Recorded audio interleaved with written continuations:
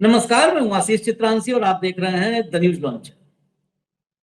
प्रधानमंत्री मोदी 5 देशों की यात्रा पर हैं और जब से इस यात्रा पर निकले, यूएई से होते हुए शुरुआत यूएई से की, अब फिलहाल नॉर्वे में है। तब से भारत में लगातार डंका बज रहा है। मतलब कई बार तो कान में रुई लगानी पड़ती है, इतना तेज डंके की आवाज है। लेकिन उस डंके की गूंज के बीच जो असली खबर है, उसको सबने पी लिया, हजम कर लिया, पी गए, पूरी खबर ही पी गए। और जितना डंका बजा है ये सब तो फर्जी, ये सारा स्क्रिप्टेड। जैसे ओवरसीज वाले अमेरिका में, आपको पता है ना, अमेरिका में आते हैं, हम मोदी को देख लिए धन्य हो गए, आज हमने अपने भगवान को देख लिया। वैसे ही वो आरती उतरवा लो, अगरबत्ती दिखा लो, धूप जला करके धुआं धुआं कर दो, धुआं धुआं कर दिया पूरा दुनिया में। पता चला धूप का धुआं निकल रहा है और यहाँ मीडिया चला रही है मोदी ने धुआं धुआं कर दिया है। तो वो सब स्क्रिप्टेड, स्क्रिप्ट के अलावा असलियत पर अब इस जो है डिबेट में हम चर्चा करने जा रहे हैं। आप यकीन करेंगे इस खबर को कैसे सामने कैसे आई? ये सामने तब आई जब भारत के एक सचिव ने उस पर ऑफिशियल रिएक्शन दिया और फिर ऊपर से आदेश आया अब बजाओ डंका। तो ये पॉमेरियंस खबर भी पढ़ते नहीं तो डंका बजाने लगते हैं तुरंत। जैसे ढोल आता है, आप लोग के घर में कोई उत्सव होता होगा तो ढोल वाले आते हैं, जैसे ही कहो ढोल बजाओ वो डम डम डम डम बजाने लगते हैं, और जैसे कहो बंद कर दो वो बंद कर देते हैं एकदम दम, एक बार में। उनको इससे मतलब नहीं है कि कोई बेहोश हो गया, कोई खड़ा है, कोई बैठा है, कोई मतलब नहीं, बजाओ बस चालू। तो ये चालू हो गए। खबर उसके भीतर जो थी, खबर ये थी कि नीदरलैंड, जिसको हम लोग कहते हैं डच, नीदरलैंड के प्रधानमंत्री के घर में मोदी जी की एंट्री होने वाली थी, जो उनका आधिकारिक आवास है। जैसे यहाँ पर एक मेवा तीर्थ है, वैसे उनका मेवा तीर्थ नहीं है, वो सब देश बहुत अनुशासित है, वहां प्रधानमंत्री को हटा दिया जाता है ज्यादा मेवा खाने लगे तो वैसे ही वहां के प्रधानमंत्री का आधिकारिक आवास है, उसमें मोदी की एंट्री होने वाली थी। भाई अतिथि थे। उस एंट्री के पहले वहां पर प्रेस वार्ता हुई। वहां प्रेस वार्ता भी होती है ना, वहां प्रधानमंत्री मीडिया को बुलाता है और एक एक पत्रकार के सवाल का जवाब देता है। वो भारत जैसा विश्वगुरु नहीं बन पाया, अभी कमजोर देश, तो वहां प्रधानमंत्री को जवाब देना पड़ता है। तो प्रधानमंत्री ने बुला लिया, कैमरे लगे, पत्रकार बैठे और एक एक सवाल जवाब शुरू। और सवाल आया भारत में प्रेस की आजादी का सवाल, भारत में अल्पसंख्यकों के साथ भेदभाव और अत्याचार का सवाल। और जिस प्रधानमंत्री आवास में मोदी को एंट्री करनी थी, उसी प्रधानमंत्री आवास में पत्रकारों और कैमरों के सामने डच प्रधानमंत्री ने मोदी की भयंकर बेइज्जती की, और सिर्फ मोदी की नहीं, पूरे भाजपा के इको सिस्टम की, पूरे सिस्टम की, जो कंप्रोमाइज्ड सिस्टम है, सब की धज्जियां उड़ा दी। घंटों तक सन्नाटा रहा, घंटों तक। मतलब कितना लंबा सन्नाटा चला है कि नीदरलैंड से स्वीडन चले गए, वहां पर फिर अवार्ड ले लिए, बहुत सर्वोच्च सम्मान ले लिए, उसकी तो अलग हम कहानी बताएंगे, वो ले लिए, वहां नॉर्वे चले गए, इतने वक्त तक सन्नाटा रहा। फिर जो आधिकारिक प्रक्रिया होती है, तो भारत के विदेश मंत्रालय का, जो विदेश मंत्रालय की तरफ से कई अंदर सचिव होते हैं, एक जो है प्रधान सचिव, कई अंदर सचिव होते हैं। तो एक सचिव पश्चिमी यूरोप का है। पश्चिमी यूरोप के सचिव ने कहा नहीं, वो जानकारी का अभाव है और भारत के बारे में जो कहा जा रहा है वो सत्य नहीं है। अब तब इंडिया की मीडिया टूट पड़ी, करारा जवाब, करारा जवाब। बताओ, नरेंद्र मोदी कोई बुला करके और बेइज्जत कर दिया, और उसके बाद वडनगर से कोई वटवृक्ष के नीचे बैठा हुआ जो है कोई और उसने कहा कि कौन है बेइज्जती करने वाला, और हमने लिखा मोदी की बेइज्जती का करारा जवाब। अरे मोदी के सामने जब बात हुई तो मोदी को जवाब देना चाहिए था ना। अब आते हैं हम खबर पर। खबर पर ये भूमिका इसलिए जरूरी थी कि इसी में पूरा पूरा भारत के विश्वगुरु बनने के सपने अंत है। लाइए खबर। और पहले भाऊ बुलाइए। हाँ, स्वागत है भाऊ। इस खबर पर आपकी विशेष टिप्पणी की आवश्यकता है, लेकिन पहले जरा फोटो तो देखिएगा। ये फोटो देखिए, भारत में क्या चल रहा था। हेग बन गया है भारत की दोस्ती का प्रतीक। ये नरेंद्र मोदी, हमारे यहाँ सब जो कॉमेडियंस हैं और तमाम यूट्यूब वाले, ये सब ये चला रहे थे। हेग बन गया है भारत की दोस्ती का प्रतीक। आगे चलिए अगला। नीदरलैंड के नेता भारतीय प्रवासी समुदाय की बहुत प्रशंसा करते हैं। ये आर भारत है। अब खबर पर आ जाए, अब खबर पे आइए। ये वायर ने खबर लगाई, Modi's Netherlands visit is coloured by Dutch PM's remarks on rights in India. जो मोदी का नीदरलैंड का दौरा हुआ, ये डच प्रधानमंत्री के भारत में अधिकारों को लेकर के जो टिप्पणी थी, उसके रंग में पूरा रंग गया। इंसिया हिमानीज केस, ये इंसिया हिमानी का केस क्या है हम आपको बताएंगे। इस केस की भी चर्चा वहां पर हुई। अब जरा हिंदी में आपको कुछ झलक बता देते हैं, फिर मैं पूरी रिपोर्ट बता दूंगा। प्रधानमंत्री मोदी की नीदरलैंड यात्रा के दौरान एक डच पत्रकार ने संयुक्त प्रेस वार्ता न होने पर सवाल उठाया था। इसमें मीडिया की आजादी और अल्पसंख्यकों के अधिकारों को लेकर डच प्रधानमंत्री की तरफ से जताई गई चिंताओं का जिक्र किया गया। संयुक्त प्रेस वार्ता मतलब कि दो प्रधानमंत्री, जो नीदरलैंड के प्रधानमंत्री हैं और भारत के, दोनों एक साथ करते हैं। और नॉर्मली होता है, अमेरिका या यूरोपियन कंट्रीज के कहीं भी दौरा होता है तो उनका एक ज्वाइंट प्रेस कॉन्फ्रेंस होती है। जैसे अमेरिका में व्हाइट हाउस में, वहां मोदी जी मना नहीं कर सकते, वहां तो जहां खड़ा कर दे ट्रंप खड़े हो जाएंगे। यहाँ इनको पता था कि यहाँ खतरे से खाली नहीं है, तो पीसी नहीं किए। वही सवाल हो गए। फिर डच प्रधानमंत्री रॉब जेटेन ने पीएम मोदी से मुलाकात से पहले भारत में हो रहे घटनाक्रमों पर चिंता जाहिर की। जेटेन ने डच अखबार डी वॉक्सक्रांट से कहा कि डच सरकार को सिर्फ प्रेस की आजादी को लेकर ही नहीं, बल्कि अल्पसंख्यकों के अधिकारों को लेकर के भी चिंता है, जिन पर वहां काफी दबाव है।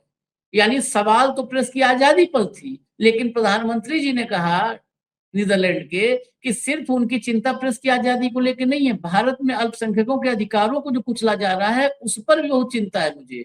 उन्होंने कहा ऐसे मुद्दे भारत के सामने नियमित रूप से उठाए जाते हैं। यानी भारत के सामने दुनिया बार बार ये कह रही है कि आप अपने देश को दुरुस्त करो। आगे चलिए।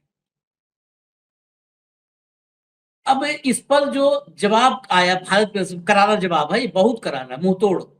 विदेश मंत्रालय के सचिव पश्चिम सीबी जॉर्ज, इन्होंने जवाब दिया है मोदी जी के इस बेइज्जती पर। उन्होंने कहा भारत की आलोचना अक्सर देश के सामाजिक और लोकतांत्रिक ताने बाने के बारे में अधूरी जानकारी के कारण होती है। उन्होंने कहा कि हमें इस तरह के सवालों का सामना इसलिए करना पड़ता है क्योंकि सवाल पूछने वाले व्यक्ति में समझ की कमी होती है। आगे चलिए जरा, और आगे। इनका जवाब बड़ा महत्वपूर्ण है।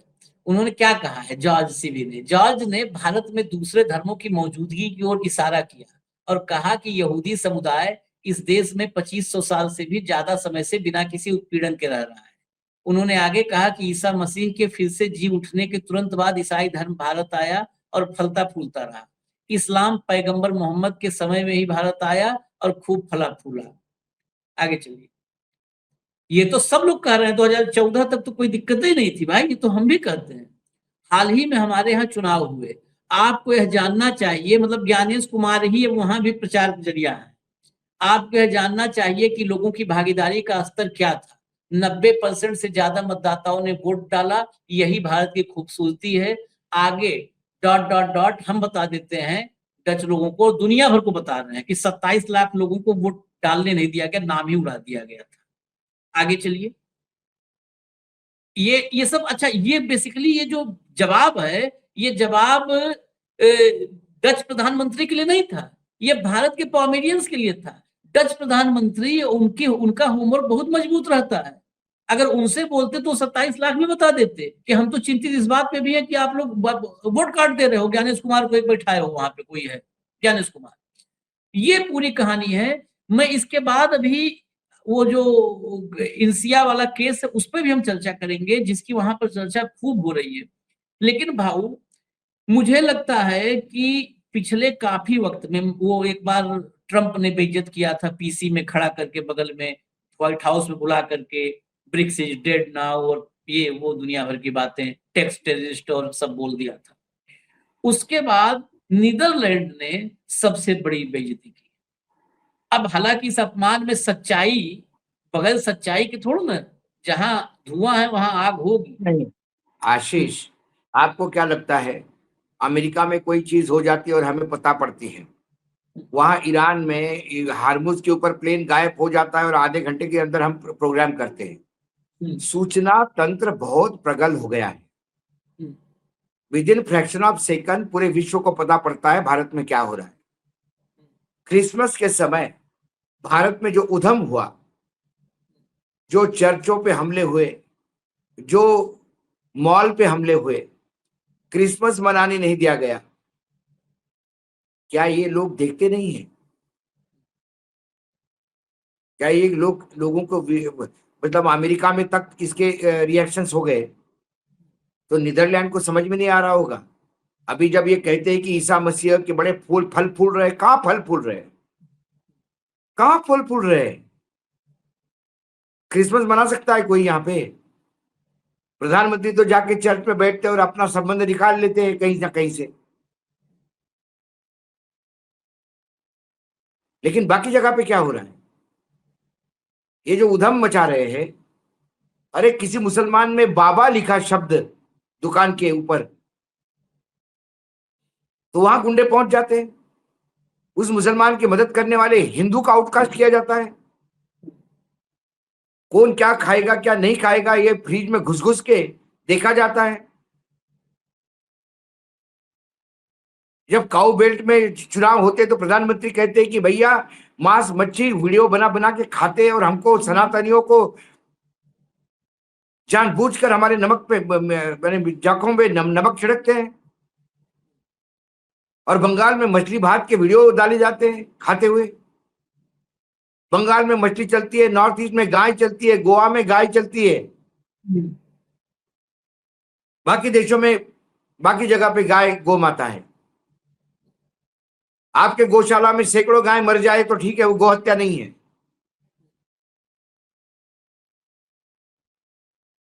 जो मॉब लिंचिंग हुआ, क्या हुआ? वो जो हेट स्पीच पे बोला जाता है, क्या है वो? क्या यहां से खबरें बाहर नहीं जाती?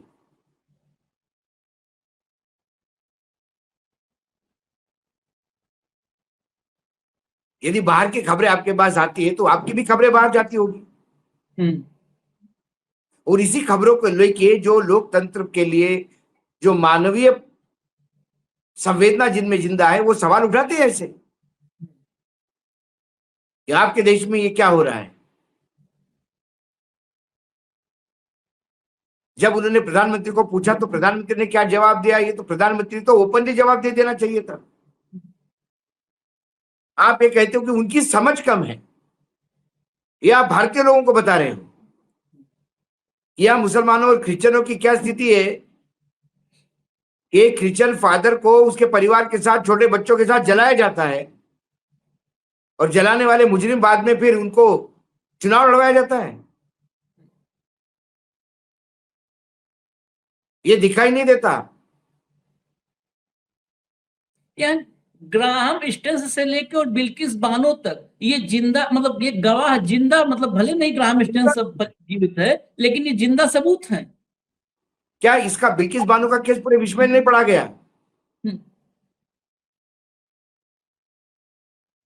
मैं इसीलिए कहता हूं कि जब ये उधम मचाते हैं यहाँ पे क्रिसमस के दिन, तब ये भूल जाते हैं कि लाखों करोड़ों भारतवासी बाहर हैं, वो भी दिवाली मनाते हैं, वो भी दशहरा मनाते हैं, वो भी रामनवमी मनाते हैं। यदि आपके जैसी सोच अलग अलग देशों में हुई, आप तो सोनिया जी के खिलाफ पीछे पड़ गए थे, विदेशी है विदेशी है। और इंग्लैंड में जब प्राइम मिनिस्टर बनता है भारतीय दामाद, तो बड़ा उत्साह होता है यहाँ पे, भारत मूल का, भारत मूल का। जब भारत मूल के लोग वहां सीईओ बनते हैं बड़े बड़े कारपोरेशन में, तब तो बड़ी इतराते हैं आप।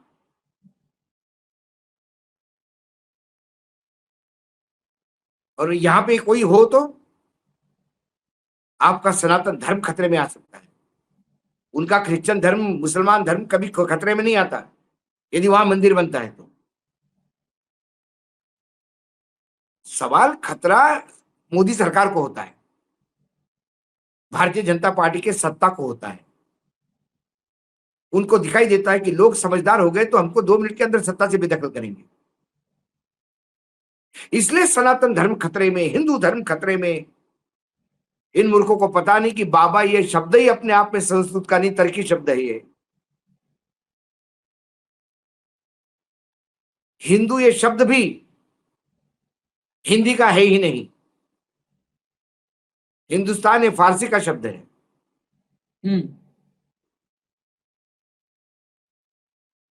और ये जो सिंधु नदी से सिंधु संस्कृति वाले लोग कहे जाते थे, वो अपभ्रंश हिंदू हो गया।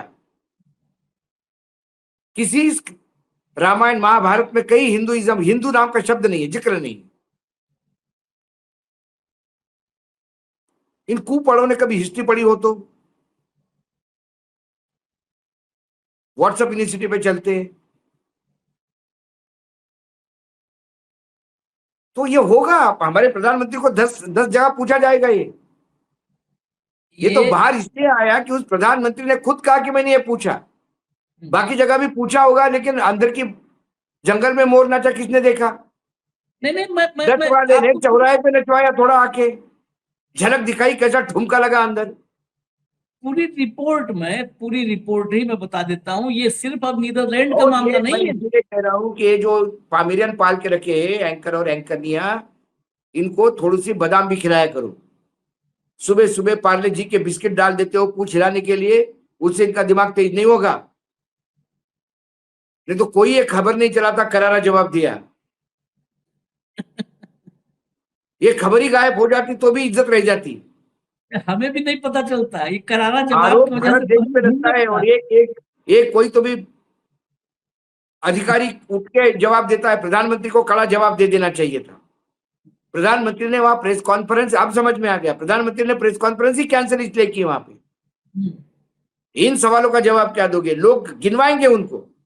इस शहर में, इस शहर में, इस शहर में, इस शहर में क्रिसमस पे हमले हुए, बताइए आप क्या करोगे? मैं खाली ऐसे आपको सतही एग्जाम्पल दे देता हूं। जब 2 खबरें मैंने अभी भेजी, सतही एग्जाम्पल मुझे जुबानी गिनवा दूं। बजरंग दल के कार्यकर्ताओं ने चर्च के बाहर किया, हनुमान चालीसा का पाठ लगाया, और बरेली में इसी तारीख क्रिसमस की बात है। और इसी क्रिसमस पर हमने 2 प्रोग्राम किए थे। हमारे पास अट नहीं रही थी खबरें कि आधे घंटे में हम कितनी खबरें ले, तो 2 करना पड़ा था। अगली लाइए। ये छत्तीसगढ़ का मामला, यहाँ पर आप पूरा नहीं समझ पाएंगे, मैं बता दूंगा वैसे हल्के उसमें। छत्तीसगढ़ में गिरफ्तार केरल की 2 नन को जमानत। पीड़ित बोली, पीट कर बयान दिलवाया। दुर्ग से दिल्ली केरल तक बवाल। पढ़िए 9 दिन में अब तक क्या क्या हुआ, हटा दीजिए। ये नन थी, जा रही थी, और इनको छत्तीसगढ़ में ये विश्व हिंदू परिषद बजरंग दल के नाम पर ये लफंडरों ने स्टेशन से इनके साथ बदतमीजी की। इनको लेकर के, अच्छा कौन, वो लेकर के थाने गए। थाने ले जाकर के इन पर FIR करवाया। ये जेल चली गई बेचारी, ये जेल चली गई। और उसके बाद इनसे क्या क्या कबूलनामा करवाया वहां पर। जब बाद में खुला था कि पुलिस थाने के भीतर उन सब ने मारपीट करके इनसे कबूलनामा करवाया कि तुम कबूलो ये कर रही हो। ये पूरे दुनिया को, ये नन वाला उनके ऊपर आदिवासी ट्रैफिकिंग का और धर्म परिवर्तन के लिए लोग ले जाने का आरोप लगाया था। हाँ। वो बेचारी अपने चर्च से निकल के केरल जा रही थी। और इनको छोड़ा क्यों? वह भी छोड़ा इसलिए क्योंकि केरल में ये जो है मुस्लिम, वहां पे हिंदू नहीं, वहां पर मुस्लिम और क्रिश्चियन की सियासत कर रहे हैं। तो क्रिश्चियंस को अपने पाले में लाने की कोशिश में है, उनको मूर्ख बनाने में लगे हुए हैं। तो इसलिए केरल का दबाव पड़ा, तो इन्होंने नन को छोड़ा, क्योंकि केरल में चर्च के करीब जाने की कोशिश में लगे हुए हैं। इसलिए पूरी दुनिया में थू थू हुई। क्या आप बताओगे? आपको मैं बताता हूँ पूरी खबर। ये सिर्फ नीदरलैंड का मामला नहीं है भाऊ। क्या कहा आप स्टेटमेंट सुनिए। पूरा यूरोपियन यूनियन भारत को लेकर चिंतित है। ये जो है डच प्रधानमंत्री के आधिकारिक आवास कैट स्विस में आयोजित रात्रि भोज से पहले, रात्रि भोज जो आना था, मोदी जी पहुंचे हुए थे, नीदरलैंड में थे और रात्रि भोज में आना था। रात्रि भोज से पहले ज्वाइंट पीसी होने ये नहीं गए। तो जेटन ने स्थानीय पत्रकारों से भारत के बारे में बात की, जहां उनसे भारत के साथ संबंधों के विभिन्न पहलुओं के बारे में पूछा गया। दो प्रमुख डच समाचार पत्रों डी वोक्सक्रांट और एनआरसी की रिपोर्ट के अनुसार मोदी के कैटस्वीट पहुंचने से ठीक पहले जेटन ने पत्रकारों से कहा कि मोदी की हिंदू राष्ट्रवादी भाजपा के नेतृत्व में भारत में हो रहे घटनाक्रमों को लेकर नीदरलैंड और अन्य यूरोपीय संघ के सदस्य देशों में चिंताएं हैं। ये लाइन सुन लें, इस देश में सभी लोग, राष्ट्रवादी भाजपा के नेतृत्व में भारत में हो रहे घटनाक्रमों को लेकर नीदरलैंड और अन्य यूरोपीय संघ के देश सबको चिंता है। डी वोल्क्रांट के अनुसार जेटन ने कहा कि यह केवल प्रेस की स्वतंत्रता का मुद्दा नहीं है, बल्कि अल्पसंख्यकों के अधिकारों का भी है, जो गंभीर दबाव में है। यह मुख्य रूप से मुस्लिम समुदाय पर लागू होता है, लेकिन अन्य कई छोटे समुदायों पर भी लागू होता है। उन्होंने आगे कहा कि चिंता इस बात की है कि भारत किस हद तक एक समावेशी समाज बना हुआ है, जहां सभी को समान अधिकार प्राप्त हैं। जेटन ने कहा कि ये चिंताएं भारतीय सरकार के समक्ष नियमित रूप से उठाई जाती रही हैं। उन्होंने आगे कहा कि यूरोपीय संघ और भारत मुक्त व्यापार समझौता व्यापारिक संबंधों के साथ साथ अन्य विषयों पर भी चर्चा करने का अवसर प्रदान करेगा। इंसिया जैसे बेहद व्यक्तिगत मामले से लेकर भारत में मानवाधिकार और लोकतंत्र एवं कानून के शासन को मजबूत करने जैसे व्यापक मुद्दों तक बातचीत होगी। एनआरसी ने बताया कि जेटन ने प्रेस को बताया कि उन्होंने हाल ही में 2016 में अपने पिता द्वारा भारत में अपहरण की गई डच लड़की इंसिया हेमानी की मां से बातचीत की थी और इस बातचीत ने उन पर गहरा प्रभाव डाला था। उप प्रधानमंत्री एसिल गोज ने शुक्रवार को कहा था कि नीदरलैंड भारत के साथ व्यापार करना चाहता है, लेकिन इसका मतलब यह भी है कि हमें एशिया के लिए एक समाधान ढूंढना होगा। मतलब मानवाधिकार, हम व्यापार ठीक, लेकिन व्यापार बगैर मानवाधिकार नहीं। बातचीत के बाद एक्स पर एक पोस्ट में जेटन ने प्रेस की स्वतंत्रता या अल्पसंख्यकों का जिक्र नहीं किया। उन्होंने कहा कि मोदी के साथ उनकी चर्चा होर्मुज जल मध्य की बंदी, ऊर्जा की कीमतों और इंसिया का मामला शामिल था बातचीत में। एनआरसी ने बताया कि जब बाद में दोनों नेताओं को कैमरे के सामने कैटस्वीट उद्यान से गुजरते देखा गया, तो जेटन ने लान पर नवजात हंस के बच्चों की ओर इशारा किया। इसके अलावा डच मीडिया में भारतीय प्रधानमंत्री की यात्रा पर इंसिया का मामला हावी रहा। खबरों के मुताबिक डच नागरिक इंसिया को सितंबर 2016 में 2 साल की उम्र में उसके पिता शहजाद हेमानी द्वारा रची गई साजिश के तहत एम्स्टर्डम में उसकी दादी के घर से जबरन अगवा कर लिया गया और जर्मनी के रास्ते भारत लाया गया। डच अदालत द्वारा उसकी मां नादिया राशिद को उसकी कस्टडी दी गई थी, लेकिन लगभग 1 दशक से उनका कोई संपर्क नहीं हो पाया है बच्ची से। ये मामला भी उठाया गया है कि भारत 1980 के Hague convention of international child abduction का हस्ताक्षरकर्ता नहीं है और इस मामले को लगातार राजनयिक वार्ताओं में उठाया जा रहा है, लेकिन कोई नतीजा नहीं निकल रहा है। इस पर भी मोदी से फिर से बातचीत की गई है।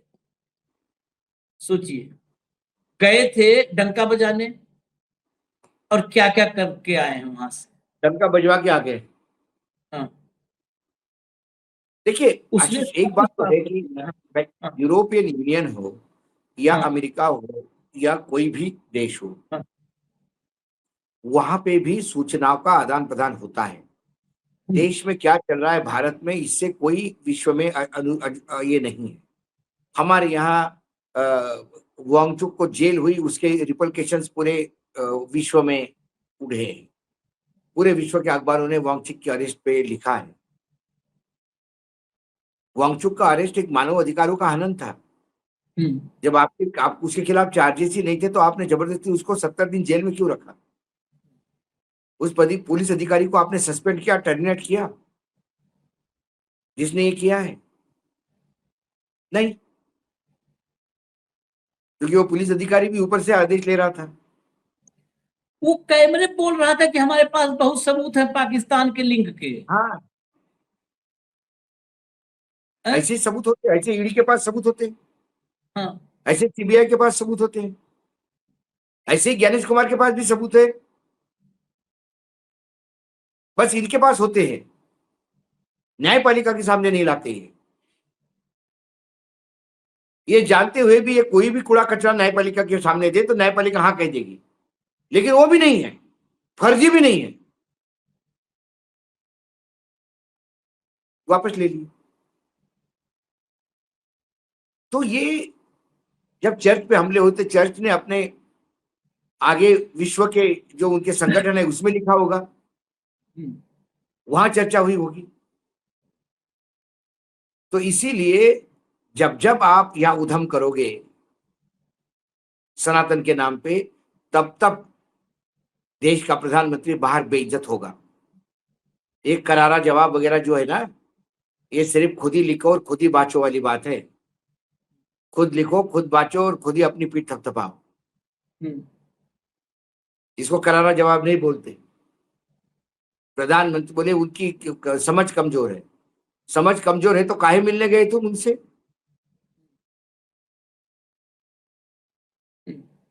समझ कमजोर है तो उन्होंने बोला कि मोदी जी अच्छा काम कर रहे, तो वो समझ कमजोर, तब समझ ठीक हो जाती है।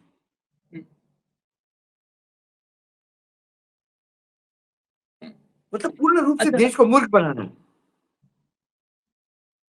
मैं आपको इसमें और चीजें, और भारत के प्रधानमंत्री का डंका कैसे बजता है वो मैं आपके सामने कुछ डेटा के जरिए बहुत क्लियर करने की कोशिश कर रहा हूं।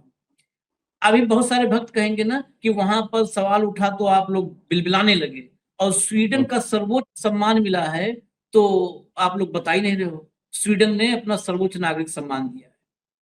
दरअसल मोदी कोई सम्मान नहीं देता है, इस बात को समझिए। सम्मान अर्जित करना पड़ता है, वो अर्जित नहीं किया उन्होंने। सम्मान मिलता है कि भारत से आया है, क्या क्या लेके आया है और क्या क्या हमसे लेता है। स्वीडन और नीदरलैंड दोनों में फर्क क्या है?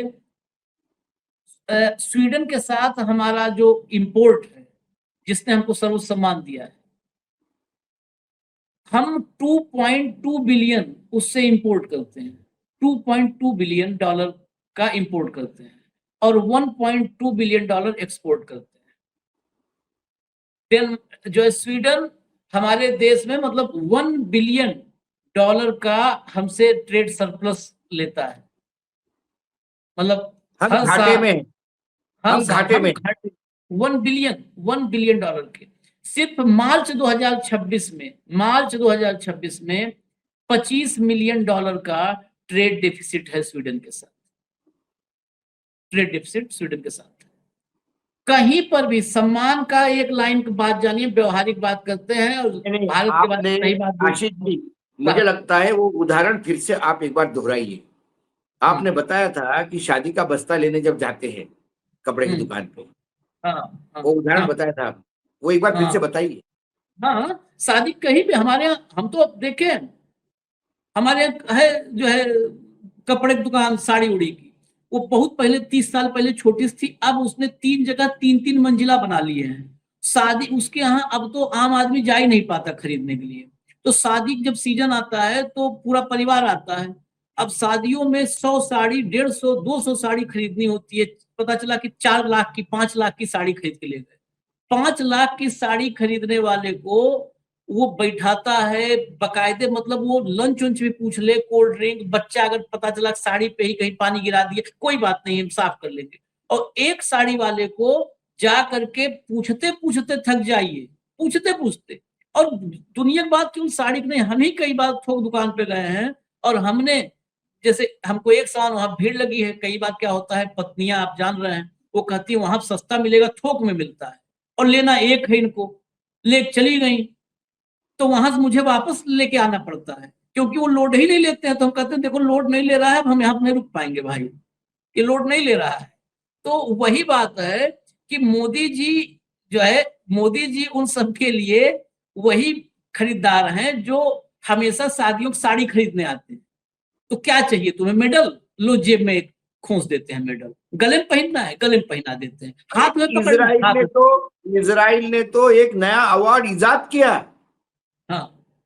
सिर्फ मोदी जी के लिए। हम्म। एक 150 रुपए का मेडल खरीदा, उसका एक नाम दिया और मोदी जी का सम्मान किया। इसके पहले किस किस को दिया? किसी को नहीं दिया। आगे किसी को देने जा रहे हैं पता नहीं। और अपना काम करवा लिया, अपने को बाप बुलवा लिया, बेटा पैदा कर लिया। कौन कौन? मैं एक बार, मैं खाली आप कल्पना करिए, कुवैत, मोदी को किस किस देश ने सम्मान दिया है? कुवैत ने दिया। कुवैत से एक तरफा हमारा जो है व्यापार है, होता है, एक तरफा व्यापार। कुवैत से पूरा का पूरा हमारे देश में भरा जाता है ऑयल पूरा। यूएई है, यूएई जो है हमारे देश में तेल गैस सब कुछ देता है। और कौन है? इजराइल है। इजराइल हमें कुछ देता है, उससे अलग महत्वपूर्ण बात है कि इजराइल को मोदी जैसा एक, अरे बाबा, इजराइल ने तो एक बेटा पैदा किया एक सस्ते मेडल में। हाँ, ये आप सूची देखेंगे तो सूची, स्वीडन ने अभी दिया, अमेरिका दिया, फ्रांस दिया। राफेल हम लेते हैं फ्रांस से, तो मतलब बहुत भयंकर सौदा है। राफेल कंपनी में बैंकरप्ट हो रही थी, सऊदी भारत अरब के दिया, ऑर्डर से उनको जीवन मिला। हाँ, सऊदी दिया है, यूएई दिया है, बहरीन दिया है। जिन देशों से मैं एक बात, रूस दिया है, अमेरिका दिया है। जो देश, इन देशों में जहां जहां से सम्मान भारत को मिला है, मैं एक बार कहूंगा, मैं भी होमवर्क और करूंगा और दर्शक भी करें, इन देशों में से किस देश के साथ भारत का ट्रेड बैलेंस प्लस में है, पॉजिटिव ट्रेड बैलेंस? कि जो हमसे ज्यादा खरीदता हो और हम उससे कम खरीदते हो। एक ही देश था जो हमसे ज्यादा खरीदता था और हम उससे कम खरीदते थे, वो अमेरिका था।